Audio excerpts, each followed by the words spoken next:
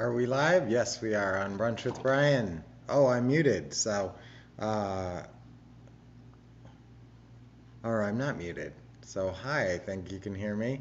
So, on Brunch with Brian today, I'm on another stream right now, so I don't want to mess with that.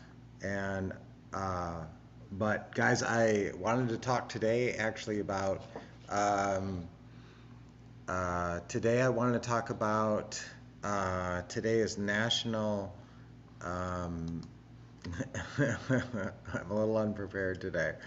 Okay, I want to talk about credit today, guys. It's actually National Get Smart About Credit Day today. This is kind of sometimes people use their credit. And I want you, if you have good credit and if you have developed a good credit profile, that is a resource to you. And if you use your credit and you can wisely buy several houses using your credit, that can be very significant in your overall financial portfolio.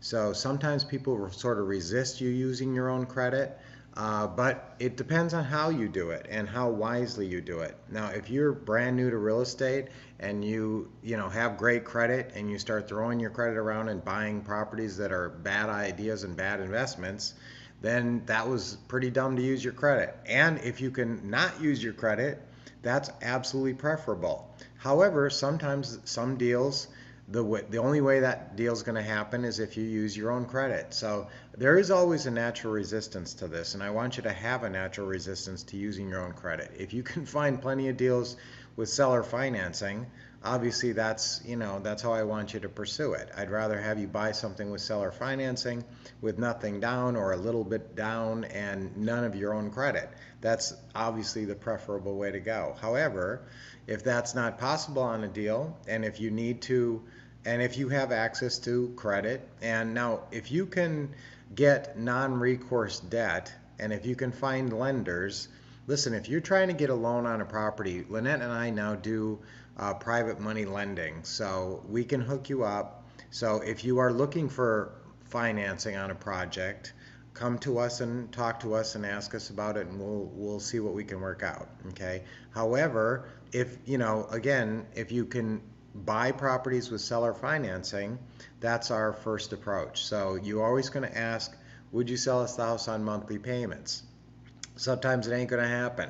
The only way some people will sell a house is with cash.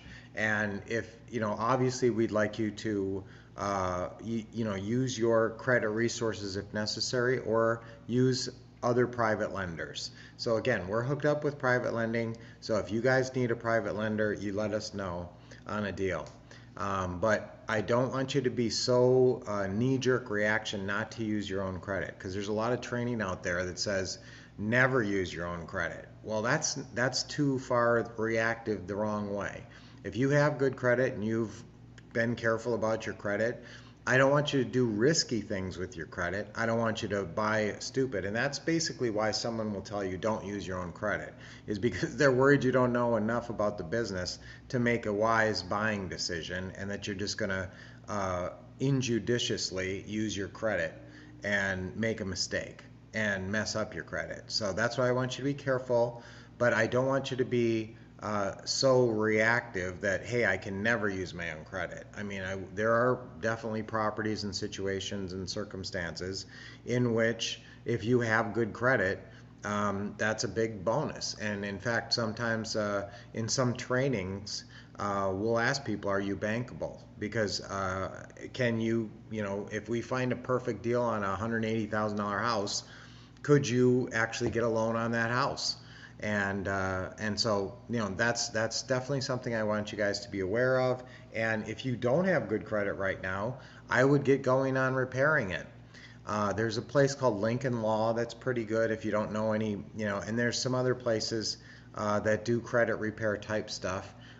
There's people that we have used in the past, mycreditteam.com. That's Paul Ritter. If you call him, tell him that we sent you. Okay, that's Paul Ritter on mycreditteam.com, and I know he works on people's credit repair. So if you do have rough credit, it would be definitely worthwhile to get working on your credit and seeing what you can do and try to improve your credit. That can be important and can be a great resource for you. So I will be smart about my credit because it's National Be Smart About Your Credit Day. And so let's do that. I'm smart about my credit. Ready? 1, 2, 3. I'm smart about my credit. I'm smart about my credit. I'm smart about my credit. Yes. Always we do 3 times. So let's do our deep breathing. Nice deep breath in. And get a smile on your face. That always starts off your day, or it keeps your day going in a good way. Deep breath in. Let it out. And one more. Good job. All right, guys, give me some hearts and loves. Love you guys. Always great to see you. I'll be back tomorrow. Until then, for sure, think about your credit. If you have little credit issues, it would be worthwhile to check your credit. There's places you can go to.